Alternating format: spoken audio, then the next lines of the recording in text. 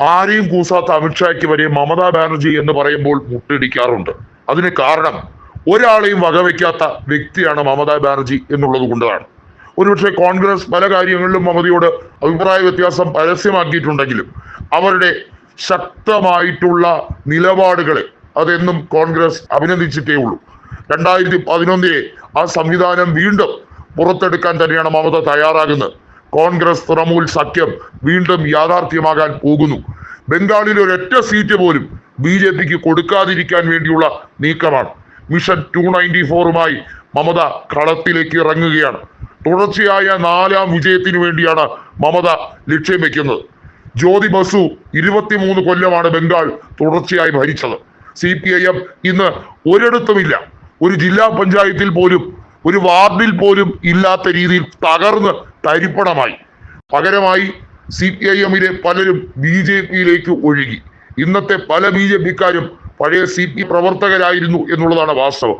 ഇത് തന്നെയാണ് ത്രിപുരയിലും സംഭവിച്ചത്. ഇത് തന്നെയായിരിക്കും കേരളത്തിലും സംഭവിക്കാൻ പോകുന്നത്. അതായത് CPIM എന്ന പാർട്ടി വെറും തകിടം മറിഞ്ഞ് ചീട്ടുകൊട്ടാരമാകുമ്പോൾ അതിൽ നിന്നും പലരും സംഘപരിവാറുമായി ആഭിമുഖ്യം പുലർത്തുന്ന ഒരു രീതിയാണ് പരക്കെ ഇന്ത്യ രാജ്യത്ത് കണ്ടുവരുന്നത്.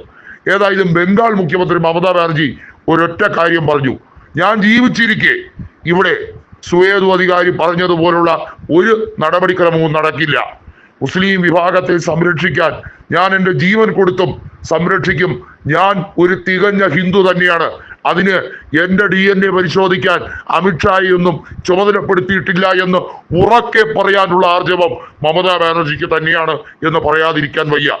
അമിത്ഷായൊക്കെ മമതയുടെ മുമ്പിൽ മുട്ടിടിക്കുന്ന ഒരു കാലം വരും എന്ന് അവർ ആക്രോശിച്ചുകൊണ്ട് പറയുകയാണ്. ഭരണം ഞങ്ങളുടെ കയ്യിലും വരും, അതിന് വളരെ വൈകലൊന്നുമില്ല. ഇപ്പോൾ അധികാര കസേരയിൽ സുഖിച്ച് ഞെളിഞ്ഞിരിക്കുന്നവരെല്ലാം കൃത്യമായി ഓരോന്നിനും മറുപടി പറയേണ്ടി വരും. നിങ്ങൾ ചെയ്ത തെറ്റുകൾക്ക് വില കൊടുക്കേണ്ടി വരുന്ന കാലം വിദൂരമല്ല എന്ന് മമത പ്രഖ്യാപിച്ചു കഴിഞ്ഞിരിക്കുകയാണ്. സുവേദു അധികാരി നേരത്തെ പറഞ്ഞത് ബംഗാളിൽ BJP അധികാരത്തിലേക്ക് വരികയാണെങ്കിൽ ഒരൊറ്റ മുസ്ലിം സാമാജികരെ പോലും നിയമസഭയ്ക്ക് ഉള്ളിലേക്ക് കയറ്റില്ല, അവരെയൊക്കെ തല്ലി പുറത്താക്കും എന്ന രീതിയാണ്. അതായത് തിണ്ണമിടുക്കിന്റെ ഭാഷയാണ് BJPയും സംഘപരിവാറും കൃത്യമായി പറഞ്ഞുകൊണ്ടിരിക്കുന്നതെന്ന് വ്യക്തമാവുകയാണ്. പക്ഷേ അത് ബംഗാളിൽ നടക്കില്ല എന്ന് മമത പറഞ്ഞിരിക്കുന്നു. ബംഗാളിലേക്ക് അനധികൃത കുടിയേറ്റക്കാർ വരികയാണ്.